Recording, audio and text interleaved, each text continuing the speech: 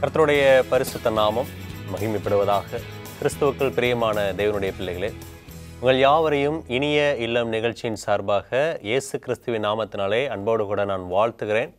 இந்த நிகழ்ச்சிக்குள்ளாக நாம் தொடர்ந்து படிக்க இருக்கிறோம். இந்த நாளிலும் நாம் பொருளாதாரத்தை பயன்படுத்துவது எப்படி என்ற தலைப்பின் கீழாக படிக்க இருக்கிறோம். நல்ல ஆலோசனைகளை வழங்கும்படியாக போதகர் சுரேஷ் அவர்கள் நம்மோடு இணைந்திருக்கிறாங்க. வாங்க, அவரை வரவேற்று நாம் நிகழ்ச்சிக்குள்ளாக கடந்து செல்லலாம். தோத்திரம் பாஸ்டர். தோத்திரம் பாஸ்டர். நல்ல ஆலோசனைகளுக்காக தொடர்ந்து நாங்கள் நன்றி செலுத்துகிறோம். கர்த்தருடைய நாமம் மகிமைப்படுவதாக. பாஸ்டர், நம்ம பணத்தை குறித்து படிச்சுட்ருக்கிறோம். இன்றைக்கும் பொருளாதாரத்தை பற்றி தான் நம்ம படிக்கிறோம். இந்த தொடர் முழுவதுமாகவே பெரும்பான்மையான நிகழ்ச்சியில் நம்ம பணத்தை குறித்தும் அதை கையாளுவதை குறித்தும் படிக்கிறோம். இந்த பணத்தை நமக்கு தருவதற்கு ஏதாவது காரணம் இருக்கா? ஆண்டவர் நமக்கு பணத்தை கொடுப்பதற்கு ஏதாவது காரணங்கள் இருக்கா பாஸ்டர்? வேதாகமத்தில் நீங்கள் பார்த்தீங்க அப்படின்னா, லூக்கா 12வது அதிகாரத்தில் ஒரு மனிதனை குறித்து நம்ம படிக்கிறோம். ஒரு ஓமையாக ஆண்டவர் சொல்கிறாரு. ஒரு மனிதன் என்ன பண்ணுறான்னா, தன்னுடைய களஞ்சியங்கள் எல்லாம் அதாவது விளைபொருட்கள் எல்லாம் சேர்த்து வைப்பதற்காக ஒரு பெரிய களஞ்சியத்தை கட்டுறாரு. அந்த களஞ்சியத்தில் கட்டி அவருக்கு என்ன சொல்கிறாருன்னா, என் ஆத்துமாவே நீ இதை அனுபவித்து இளைப்பாரு அப்படின்ற மாதிரி சொல்கிறார். நல்லா யோசித்து பார்க்கணும். இது இவன் விதையை போட்டு உரம் போட்டு தண்ணீர் ஊற்றினாலும் விளைய செய்கிறது அப்படின்றது இது இவனால் முடியாது. விளைய செய்கிற அந்த ப்ராசஸ் தேவனால் மட்டும்தான் முடியும்.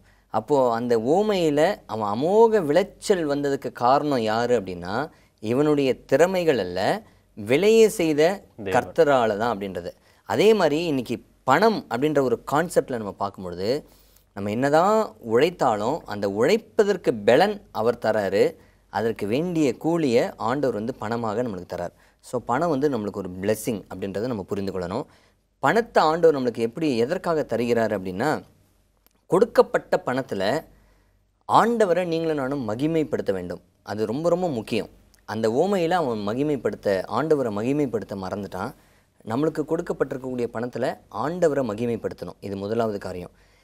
இரண்டாவது காரியம் என்ன அப்படின்னா, அந்த ஓமையின் அடிப்படையில் அவன் தன்னுடைய ஆத்மாவை பார்த்து சொல்கிறான், நீ புசித்து திருப்தி அடைந்து இளைப்பாரு அப்படின்னு சொல்கிறான். அப்போது அவனுக்காக வாழணும் அப்படின்ற ஒரு எண்ணத்தோடு தான் அந்த பணத்தை அவன் உபயோகப்படுத்துகிறான். ஆனால் ஆண்டவர் என்ன எதிர்பார்க்குறாருன்னா, உனக்கு கொடுக்கப்பட்டிருக்கக்கூடிய பணத்தினால முதலாவது தேவனை மகிமைப்படுத்த வேண்டும். இரண்டாவது, பிறனுக்கு உதவுவதற்காக தான் ஆண்டவர் என்ன பண்ணுறாருன்னா உனக்கு பணத்தை தருகிறார் அப்படின்றத நீ புரிந்து கொள்ள வேண்டும். இந்த ரெண்டு முக்கியமான ஒரு காரணம். மூன்றாவது காரணம், ஆண்டவர் உனக்கு பணத்தை தராரு அப்படின்னா, தற்காலிகமாக வாழக்கூடிய தற்காலிக உலகத்தில் தற்காலிகமாக கொடுக்கக்கூடிய இந்த பணத்தில் நீ உண்மை இல்லை அப்படின்னா, நித்தியமாய் வாழக்கூடிய அந்த பரலோக ராஜ்யத்திற்கு நீ எப்படி தகுதி உடையவனாக இருப்ப அப்படின்றத புரிந்து கொள்வதற்காக ஆண்டவர் இந்த பணத்தை நம்மளுக்கு கொடுக்கிறார். நம்ம உக்கிரானத்துவத்தை குறித்து படிக்கும்போது நம்ம கணக்கு கொடுக்கணும்னு நீங்கள் சொன்னீங்க பாஸ்டர். அதில் இந்த பணம் ஒரு அளவுகோலாக நமக்கு இருக்குது. நம்மளை அளந்து பார்க்குறதுக்கு ஆண்டவர் இதை பயன்படுத்துகிறாருன்னு ரொம்ப நல்ல ஒரு கருத்தை சொல்லியிருக்கிறீங்க. நம்ம வரவு செலவு திட்டத்தை குறித்து படிக்கும் பொழுது இந்த பட்ஜெட்டுக்குள்ளே தான் செலவு செய்யணும்னு சொல்லியிருந்தீங்க பாஸ்டர். பணத்தை தேவன் நமக்கு தரது என்ன காரணத்துக்காக அப்படின்னு விளக்கிட்டீங்க. இப்போ ஒரு குடும்பத்திற்கு இந்த வரவு செலவு திட்டத்தை இப்படி செய்தால் நல்லா இருக்குன்னு சொல்லி சில தனிப்பட்ட ஆலோசனைகள் அப்படின்னு ஏதாவது இருக்கா? சரி, இப்போ இந்த ஃபினான்ஸ் அப்படின்னு நம்ம பார்க்கும்பொழுது பொருளாதாரத்தில் என்ன செய்யணும் அப்படின்னா, முதல்ல மேக் எ பட்ஜெட். இது ரொம்ப முக்கியம். பட்ஜெட், இந்த வரவு செலவு திட்டம், அந்த நிதிநிலை திட்டம், அதை கம்பல்சரியாக அது போடணும். அது ரொம்ப முக்கியம். அதாவது ஒரு மாதத்துக்கு இந்த 30 நாளில் எவ்வளவு செலவாகுது அப்படின்றத நம்ம எழுதி வைத்துக்கொள்ளணும். வரவு இவ்வளோ வருது, செலவு இவ்வளோ வருது. அப்போது அந்த 30 நாளை அப்படியே டிவைட் பண்ணி ஒரு நாளைக்கு எவ்வளவு செலவாகுது அப்படின்றத தனியாக வகுத்து வைக்கணும். அதிகமாக எதுக்கு செலவாகுது அப்படின்றத தனியாக எடுத்து வச்சு இந்த ஒரு நிதிநிலை அதை நம்ம பார்க்கும் பொழுது அதில் நம்மளுக்கு தெரிஞ்சிடும் எதில் நம்ம அதிகமாக நம்ம செலவு செய்கிறோம் அப்படின்றத தெரிஞ்சிடும். அதை நம்ம குறைப்போம் என்றால் நிதிநிலை பற்றாக்குறை வராது. அதை நம்ம அவாய்ட் பண்ணுறது ரொம்ப ரொம்ப முக்கியம். இன்னொன்று, வாழக்கூடிய அந்த ஒரு நம்மளுடைய சம்பளம் எவ்வளவோ அந்த சம்பளத்தில் வாழ்வதற்கு கற்றுக்கொள்ள வேண்டும். இது ஒரு முக்கியமான ஒரு இது. இவ்வளவுதான் சம்பளம்னா அந்த சம்பளத்துக்குள்ள ஒரு வாழ்க்கையை வாழ்வதற்கு கற்றுக்கொள்ள வேண்டும். அப்புறம் என்ன பண்ணணும்னா ஆடம்பரத்தை வந்து தவிர்க்கணும். ஆடம்பரம் என்ன ஆடம்பரம் அப்படின்னா, பக்கத்து வீட்டுக்காரன் வந்து ஒரு ஃபர்னிச்சர் வாங்கிட்டான் அப்படின்னும் பொழுது ஏன் நம்ம அது மாதிரி வாங்கக்கூடாது?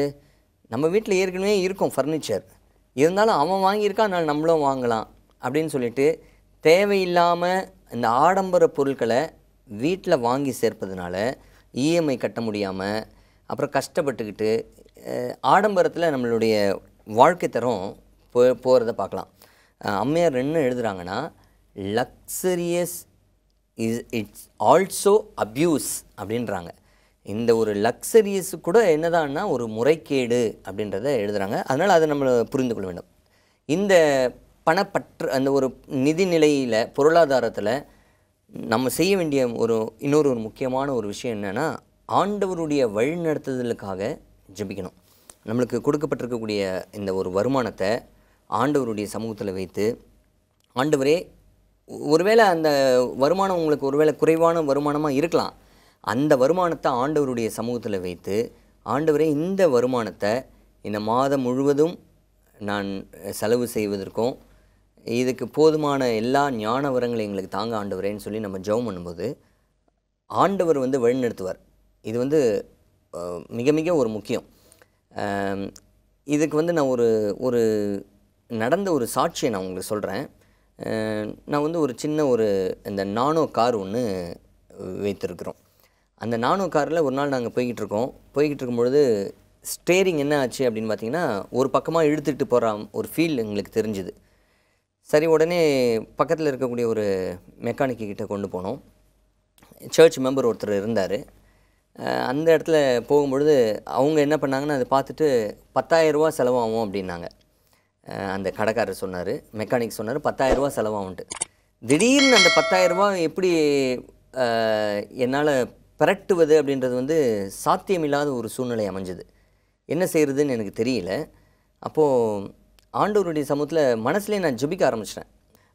மனசில் அப்படியே நான் ஜெபம் பண்ணுறேன், ஆண்டவரே இந்த இதுலேருந்து என்ன நீங்கள் கொஞ்சம் விடுதலை தாங்க, எனக்கு எதாவது உதவி செய்யுங்க அப்படின்னு சொல்லி ஜெபிக்க ஆரம்பித்தேன். மனசுலேயே ஒரு ஃப்ராக்ஷன் ஆஃப் செகண்ட் மனசுலேயே ஜெபம் பண்ணேன்.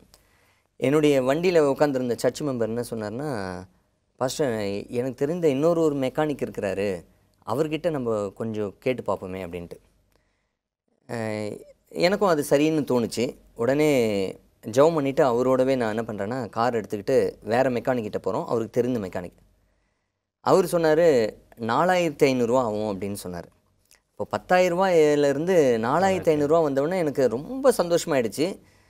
மனசுக்குள்ளே ரொம்ப சந்தோஷமாயிடுச்சு. ஆனாலும் ஒரு நப்பாசை என்ன அப்படின்னா, ஆண்டவரே இதுலேருந்தும் ஏதாவது ஒரு சின்ன ஒரு இது கிடைக்குமா அப்படின்னு மனசில் அப்படியே ஜெபம் பண்ணிட்டு இருந்தேன். அந்த மெக்கானிக்கே சொன்ன ஒரு வார்த்தை என்னென்னா, இந்த 4,500 ரூபா நீங்கள் இப்போ செலவு பண்ணணும்னு அவசியம் இல்லை, நான் ஜஸ்ட்டு ஒரு விஷயத்தை நான் அதில் பண்ணி வைக்கிறேன், அது உங்களுக்கு கிட்டத்தட்ட ஒரு 6 மாதத்துக்கு மேலே ஓடும் அப்படின்னாங்க. சரி, அப்போ அதையே பண்ணுங்க அப்படின்னு சொன்னோம். அதுக்கு வந்து ஒரு 500 ரூபா மட்டும்தான் வாங்கினார்.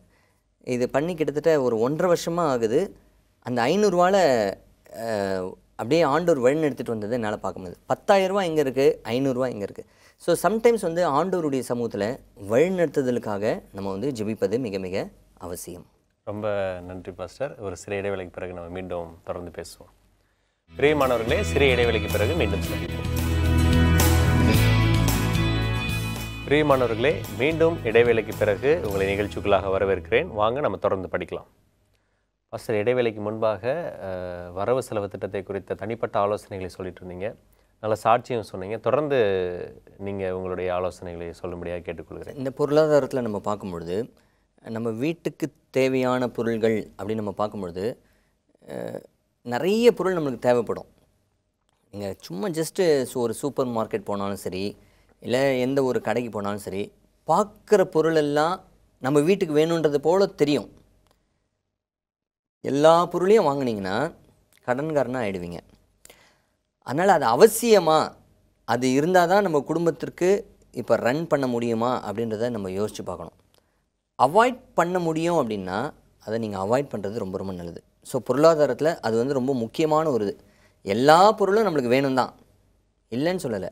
அவசியம் எதுவோ அதை நம்ம உபயோகப்படுத்தணும் அப்படின்னா இந்த பட்ஜெட்டை வந்து நம்ம அழகாக என்ன பண்ணலான்னா நம்மளுடைய கண்ட்ரோலில் நம்ம வந்து கொண்டு வர முடியும். சிக்கனம் அப்படின்னுவாங்க. சிக்கனம், இந்த கருமி அப்படின்ற ஒரு 2 பதம் நம்ம பார்க்கலாம். கருமியாக தான் இருக்கக்கூடாது. அந்த கருமினா கஞ்சத்தனம் பண்ணக்கூடியவங்க. ஆனால் சிக்கனம் என்பது வேறு. சிக்கனம் என்பது இந்த இந்த இந்த ஒரு வட்டத்துக்குள்ளாகவே வாழ முடியும் அப்படின்ற ஒரு ஒரு நிலையை உருவாக்கக்கூடியவர்கள் வந்து சிக்கனக்காரர்கள். சிக்கனம் வந்து ரொம்ப ரொம்ப அவசியம். அது வந்து வேதாகமம் வந்து அதை வலியுறுத்துது. ஆனால் கருமையாக இருக்கிறது வேதாகமம் வந்து வலியுறுத்தலை. ஸோ சிக்கனம் ரொம்ப அவசியம். ஒரு வார்த்தையை சொல்லுவாங்க, dollars slip from your packet very easily அப்படின்வாங்க. நம்மளுடைய பேக்கெட்டில் இருந்து ஒரு பணம் வந்து கீழே விழுறது வந்து வேகமாக விழுந்துடும் செலவு செய்கிறதுக்கு. ஆனால் மறுபடியும் ஒரு பணத்தை கொண்டு போய் சேர்க்கணும் அப்படின்றதுக்கு வந்து ரொம்ப ஒரு கஷ்டம் அப்படின்றத நம்ம புரிந்து கொள்ளணும். இன்றைக்கி பொருளாதாரத்தில் பார்க்கும்பொழுது எக்ஸ்பென்சிவான சில ஃபர்னிச்சர் வாங்குறதோ இல்லை எக்ஸ்பென்சிவான ஒரு உடை வாங்குறதோ இதை வந்து நம்ம என்ன பண்ணணும்னா தவிர்ப்பது மிக மிக அவசியம். அதே மாதிரி ஒரு விசிட்டர்ஸ் நம்ம வீட்டுக்கு வராங்க வச்சுக்கோங்களேன், நம்மளை பார்ப்பதற்காக ஒருத்தவங்க தகவல் சொல்லிகிட்டே வராங்க. நம்மளுடைய வீட்டுக்கு விருந்தாளிங்க வராங்க, இல்லை சொந்தக்காரங்க வராங்க. இது மாதிரி வரும்பொழுது இவங்க வராங்க அவங்க வராங்க என்பதற்காக ஆடம்பரமாக என்ன பண்ணுறதுன்னா தடாபுடாலாக என்ன பண்ணுவாங்க பார்த்திங்கன்னா விருந்து பண்ணுவாங்க. இந்த விருந்துக்கு போதாதுன்னு சொல்லிட்டு பக்கத்து வீட்டில் போய் கடன் வாங்குறது. அந்த ஒரு விருந்தை வந்து ரொம்ப அழகாக, ஏன்னா வரவங்க வந்து நம்மளை வந்து மெச்சிக்கொள்ளணும் அப்படின்ட்டு. இதெல்லாம் வந்து தேவையில்லாத ஒரு வேலை. இதெல்லாம் வந்து நம்மளுடைய வருமானத்தை மிதமிஞ்சி போகக்கூடிய ஒரு இது. அதில் நிறைய வீணாகக்கூடிய பொருளாக தான் இருக்கும். சாப்பாடு நிறைய வீண் பண்ணுவாங்க. கண்டிப்பாக வீண் விரயம் ஆகும். அதாவது அவங்க வராங்களா, இது வந்து அவங்க நம்மளை போகும்பொழுது ரொம்ப ஆஹா ஓஹோன்னு புகழணும் அப்படின்ட்டு. அம்மையார் எழுதுகிறாங்க ஸ்பிரிட் ஆஃப் ப்ராஃபஸியில், உங்கள் விருந்தாளியை வந்து உபசரிக்கிறது வந்து அந்த ஒரு உபசரிப்பு என்பது வந்து நல்ல பண்பு. ஆனால் எப்படி உபசரிக்கணும் அப்படின்னா, உங்களுடைய வீட்டில் என்ன பொருள் இருக்கிறதோ அதை ஆரோக்கியமாக எளிமையான முறையில் அவங்களுக்கு நீங்கள் ஆகாரமாக படைக்கும்போது அது அவங்களுக்கு அதுவே ஒரு ஆசீர்வாதமாக இருக்கும் அப்படின்னு. அதுக்கப்புறம் சொந்தக்காரங்க வந்து போன பிற்பாடு இதை பண்ணி அதை பண்ணிவிட்டு அதுக்கப்புறம் என்ன ஆகிடும் பார்த்திங்கன்னா கடனில் வந்து மாட்டிக்கிடும். ஸோ இதெல்லாம் அவாய்ட் பண்ணுறது ரொம்ப ரொம்ப அவசியம். அப்புறம் கடன் வாங்கிறது, இந்த கடன் வாங்கிறதெல்லாம் அவாய்ட் பண்ணுறது மிக மிக அவசியம் பொருளாதார ரீதியில். அதே சமயத்தில் எங்கே செலவு செய்யணும், எங்கே செலவு செய்யக்கூடாது, எங்கே சேர்த்து வைக்கணும், எந்த இடத்துல சேர்த்து வைக்கக்கூடாது அப்படின்ற ஒரு எஜுகேஷன் நம்மளுக்கு வந்து மிக மிக அவசியம். ஒருவேளை பொருளாதாரத்தில் உங்களால் சரியாக அதை வந்து கையாள முடியல அப்படின்னா, உங்களுடைய மனைவி நீங்கள் ஒருவேளை நாபாலாக இருக்கலாம், உங்கள் மனைவி அபிகாயிலாக இருந்தாங்கன்னா என்ன பண்ணுறது? அதனால் அபிகாயில் கிட்ட நீங்கள் என்ன பண்ணலான்னா அந்த ஒரு பொறுப்பை கொடுக்கறது சிறந்தது. உங்களால் ஹேண்டில் பண்ண முடியல அப்படின்னா இது ஒரு தவறு ஒன்றும் கிடையாது. ஏன்னா நீங்கள் வந்து அந்த சம்பளத்தில் வந்து மிதமிஞ்சி நீங்கள் போகிறதுக்கு அவங்க உங்களை விட சிக்கனமாக வழிநடத்துவாங்கன்னா அவங்கக்கிட்ட நீங்கள் ஹேண்டில் பண்ணிங்கன்னா நீங்கள் இதிலிருந்து தப்பித்துக்கொள்ள முடியும். ஸோ இந்த ஒரு சில ஆலோசனைகள் எல்லாம் நம்ம லைஃப்பில் ப்ராக்டிஸ் பண்ணும்பொழுது இது நிச்சயமான ஒரு ஆசீர்வாதத்தை கொண்டு வரும். ஓகேப்பா சார், நல்ல ஆலோசனை. தொடர்ந்து இன்னொரு கேள்வி என்ன அப்படின்னு சொன்னால், அந்த ப்ராக்டிஸ் பண்ணுறதை பற்றி சொன்னீங்க. பொருளாதாரத்தை நம்முடைய வாழ்க்கையில் நம்ம நடைமுறைக்கு கொண்டு வருவது, அதுக்கான ஆலோசனைகள் வேதத்தின் உதாரணம் சொன்னாலும் சரி, தனிப்பட்ட முறையில் சொன்னாலும் சரி. இந்த பொருளாதாரத்தில் நம்ம பார்க்கும்பொழுது வேதாகமத்தின் அடிப்படையில் ஆண்டவராக இயேசுவானவர் நம்மளுக்கு ஒரு சிறந்த உதாரணம். எப்படின்னா, ஆண்டவராக இயேசுவானவர் அவருடைய பிரசங்கத்தை கேட்பதற்காக திரளான ஜனங்கள் கூடி வந்தாங்க. அப்போ ஆண்டவர் வந்து அவங்கள பார்க்குறாரு, பார்த்த உடனே அவங்களுக்கு வந்து ஆகாரத்தை கொடுக்கணும்னு சொல்லி விரும்புகிறார். அப்போ உடனே என்ன பண்ணுறாருன்னா, அந்த 5 அப்பம் 2 மீனை 5000 பேர் வந்து போஷிக்கிறார் ஆண்டவர். போஷித்த பிற்பாடு செய்தார் பாருங்க, அதில் தான் ஆண்டவர் அந்த பொருளாதாரத்தை ஒரு இதை ஆண்டவர் வந்து அங்கே வைத்திருக்கிறார். என்ன அப்படின்னா, எல்லாம் சாப்பிட்டு முடித்த பிற்பாடு மீதமான இருக்கக்கூடிய மீன்களையும் அந்த அப்பத்தையும் சீஷர்களை விட்டு கொண்டு வர சொல்கிறார். அப்போ உடனே சீஷர்கள் எல்லாம் போகிறாங்க, போயிட்டு பேஸ்கெட் ஃபுல்லாக கொண்டு வராங்க. வசனம் சொல்லுகிறது 12 நிறை அந்த கூடையை அவங்க வந்து கொண்டு வந்தாங்க அப்படின்னு. அப்போ நல்லா கவனிச்சு பாருங்கள், ஆண்டவர் நினச்சிருந்தார்னா அந்த வேஸ்டான பொருளை எடுத்துகிட்டு வரணும்னு சொல்ல வேண்டிய அவசியம் இல்லை. அது அப்படியே இருக்கட்டும் போட்டோம் அப்படின்னு சொல்லலை. அப்போது அந்த மீதமாக இருக்கக்கூடிய ஒரு பொருளையும் ஆண்டவர் அற்பமாக எண்ணாமல் அந்த மீதமான ஒரு பொருளை ஒரு சேவிங்காக ஆண்டவர் என்ன பண்ணுறாருன்னா எடுத்துகிட்டு வர சொல்கிறார். நம்மளுடைய வாழ்க்கையில் நாம் கற்றுக்கொள்ளக்கூடிய ஒரு பாடம் என்ன அப்படின்னா, இந்த ஒரு சேமிப்பு என்பது ஆண்டவர் நம்மளுக்கு கற்றுத்தரக்கூடிய ஒரு பாடம். சிறுதுளி பெருவெள்ளம் அப்படின்வாங்க. சின்ன சின்ன விஷயந்தான், அது உங்களுக்கு கடைசியில் பார்க்கும்பொழுது அது ஒரு பெருவெள்ளமாக இருக்கிறத நீங்கள் பார்க்க முடியும். நல்ல ஆலோசனை பாஸ்டர். இதை பற்றி நம்ம தொடர்ந்து பேசுவோம். ஒரு சிறிய இடைவேளைக்கு பிறகு நம்ம பேசலாம் பாஸ்டர்.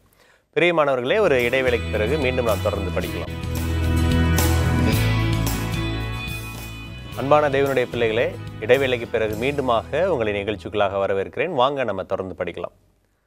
பாஸ்டர், நம்ம இடைவேளைக்கு முன்பாக பேசும்போது ஒரு நல்ல பழமொழி சொன்னீங்க, சிறு துளி பெருவெள்ளம்னு சொல்லி. நிறைய பேர் அப்படி நினைக்கிறது கிடையாது. ஒரு சின்ன செலவு தானே, இந்த 10 ரூபாயில் என்ன வந்துட போகுது, இந்த சில்லற காசில் என்ன வந்துட போகுதுன்னு நினைக்கிறாங்க. தொடர்ந்து அதை பற்றி நீங்கள் சொன்னீங்கன்னா நல்லாயிருக்கும்னு நினைக்கிறேன் பாஸ்டர். நடந்த ஒரு உண்மையை நான் சொல்கிறேன். நம்மளுடைய திருச்சபை அங்கத்தினர் தான். அவங்க வந்து இந்த 1 ரூபா காயின் இருக்குது பாருங்கள், இந்த 1 ரூபா காயினு 2 ரூபா காயினு இதெல்லாம் என்ன பண்ணாங்கன்னா அவங்க வீட்டில் சும்மா 1 ரூபா தான் இருக்குதுன்னு சொல்லிட்டு என்ன பண்ணாங்கன்னா அப்படி சேர்த்து வச்சாங்க. அவங்க பிறகு கொஞ்ச நாள் கழித்து இந்த சேர்த்த பணத்தை பேங்க்கில் டெபாசிட் பண்ணுறதுக்காக போனாங்க. சில்லறை அவ்வளோ சில்லறையாக இருந்தது. அவங்களோட டைம் அந்த பீரியட் எனக்கு சரியாக தெரியல எவ்வளோ நாள் அதை சேர்த்தாங்க அப்படின்னு. சும்மா 1 ரூபாவாக சேர்த்து வச்சு பேங்க்கில் கொண்டு போய் அதை எண்ணும் பொழுது 1,00,000 ரூபா டெபாசிட் பண்ணாங்க. வெறும் காயின்ஸ் மட்டும். நம்ம 1 ரூபா தானே 2 ரூபா தானே நம்ம வந்து சம்டைம்ஸ் வந்து அலட்சியம் பண்ணுறோம். இதுதான் சிறுதுளி பெருவெள்ளம்ன்றது. சின்ன ட்ராப்ஸ் தான், ஆனால் அந்த ட்ராப்ஸ் வந்து ஒரு நாளத்தில் வந்து பெரிய வெள்ளமாக மாற வாய்ப்பு இருக்கிறது. ஸோ சிறுதுளி பெருவெள்ளம் அது நம்மளுடைய வாழ்க்கையில் மிக மிக அவசியம். இந்த பட்ஜெட்டில் வந்து பார்க்கும்பொழுது இதில் எங்கே மக்கள் கோட்டை விட்டுருவாங்க அப்படின்னா, ஒரு கல்யாணத்தில் பொதுவாக கோட்டை விட்டுருவாங்க. கல்யாணம் வந்து ஒரு நாள் நடக்க போகக்கூடிய ஒரு சடங்கு, ஒரு சம்பவம். இதற்காக திருமணத்திற்காக அவங்க 10 வருஷம் கஷ்டப்பட்டு சேர்க்க வேண்டிய அந்த ஒரு பணத்தை ஒரே நாளில் என்ன பண்ணிவிடுவாங்கன்னா செலவு செய்துருவாங்க. பிறகு வந்து அதுக்கப்புறம் யோசிக்க ஆரம்பிப்பாங்க. அதே மாதிரி தான் வீட்டில் கூட, வீடு கட்டுற ஒரு விஷயத்தில் கூட சம்டைம்ஸ் அப்படிப்பட்ட ஒரு இதில் அவங்க விட்டுட்டு பொருளாதாரம் ஐயோ நம்ம மாட்டிக்கிட்டோமே அப்படின்ற ஒரு நிலை அவங்க தள்ளப்படுறதை நம்ம பார்க்க முடியும். ஓகே பாஸ்டர், இந்த சிறு துளி பெருவெள்ளங்கும் போது இந்த லீக் ஆகிற தண்ணியை ஒரு உதாரணமாக சொல்லணும்னு ஆசைப்பட்றேன். நீங்கள் சொன்னதுலேருந்து சொட்டாக வடிஞ்சிட்ருக்கோம். அதை சேர்த்து வைக்காத வரைக்கும் அதனுடைய மதிப்பு தெரியாது. ஒரு பக்கெட்டவோ அல்லது ஒரு வேறு ஏதாவது பாத்திரத்தையோ வைக்கும் பொழுது அந்த சொட்டாக வடியக்கூடிய அந்த நீர் எவ்வளவு சேர்ந்துருக்குன்றதை மறுநாள் காலையில் நம்ம பார்க்க முடியும். ஸோ இதை நேயர்கள் நிச்சயமாக பயன்படுத்துவாங்கன்னு நம்ம விசுவாசிப்போம். அடுத்து பாஸ்டர், நம்ம தேவையில்லாத செலவுகள் நிறையா செய்கிறாங்க. சிலர் வந்துட்டு இது தேவை இது தேவையில்லைன்னு பிரிக்கிறது கிடையாது. இந்த தேவையில்லாத செலவுகள் செய்கிறதுக்கு ஒரு தூண்டுதல் இருக்குது பார்த்தீங்களா? இதை பற்றி எப்படி பாஸ்டர்? இது நம்மளுடைய எல்லாருடைய வாழ்க்கையிலும் நடக்கக்கூடிய ஒரு சம்பவம் தான். நீங்கள் வீட்டில் தான் சும்மா உட்காந்துருப்பீங்க. உங்களுடைய நண்பர் என்ன பண்ணியிருப்பார்னா ஃபோன் பண்ணியிருப்பார். ஃபோன் பண்ணி நான் பர்ச்சேசிங் போகிறேன், என் கூட கொஞ்சம் வா அப்படின்னு இருப்பார். நீங்கள் சும்மா வீட்டில் இருக்கக்கூடிய ஒரு நபர், சரி நண்பர் தானே பர்ச்சேஸ் பண்ண போகிறாரு, அவர் கூட தானே நம்ம போகிறோம் அப்படின்ட்டு நம்ம என்ன பண்ணுவோம்னா கூட போவோம். அவர் தான் பர்ச்சேஸ் பண்ணுறாரு. அங்கே என்ன போட்டிருக்கோம் அப்படின்னு பார்த்தீங்கன்னா பை 1 கெட் 1 ஃப்ரீ அப்படின்னு போட்டிருக்கோம். நண்பர் வாங்க சில நேரத்தில் நம்ம அவர் கூட துணையாக போன நண்பர் என்ன பண்ணுவார்னா நீயும் ஒன்று வாங்கு அப்படின்னு சொல்லி நம்மளை சும்மா அந்த ஏற்றி விடுவாங்க பாருங்கள். அது மாதிரி நம்மளை சொல்லிவிடுவாங்க. நம்மளுக்கும் என்ன ஆகும்னா டெம்டேஷனில் சம்டைம்ஸ் வாங்கும். இதை இந்த பட்ஜெட்லேயே நம்ம போட்டிருக்க மாட்டோம். அந்த குடும்ப வரவு செலவில் இந்த பட்ஜெட்டை போட்டிருக்க மாட்டோம். சரி நண்பர் சொல்லிட்டாரு, இன்னொன்று அந்த பொருள் மேலே ஆசை, உடனே நம்மள என்ன பண்ணிடுறோம்னா வாங்கிடுறோம். இது வந்து ஜஸ்ட் ஒரு சிம்பிள் எக்ஸாம்பிள் தான். இது நிச்சயமாக நம்மளுடைய வாழ்க்கையில் நடந்திருக்கும். சும்மா உட்காந்துருக்கிறவங்கள போயிட்டு என்ன பண்ணிட்டாங்கன்னா கடைசியில் ஒரு 1000 ரூபா 2000 ரூபா அன்றைக்கி நம்மளுக்கு வந்து செலவாகுறதை நம்ம பார்க்குறோம்.